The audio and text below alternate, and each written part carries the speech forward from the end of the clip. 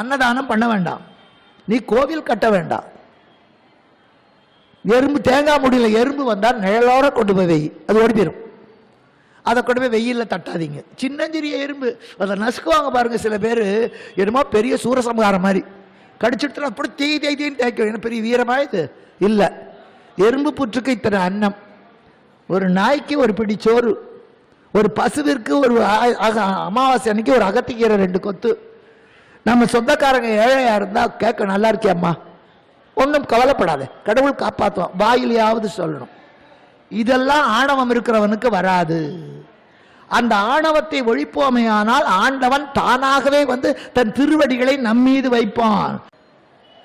கண்ணாடியில தண்ணி மறைச்சுக்கிட்டு இருந்தா வடிவம் தெரியாது, அதை தொடச்சாத்தான் நம்ம மூஞ்சியும் தெரியும், கண்ணாடியும் பளிச்சுன்னு தெரியும்.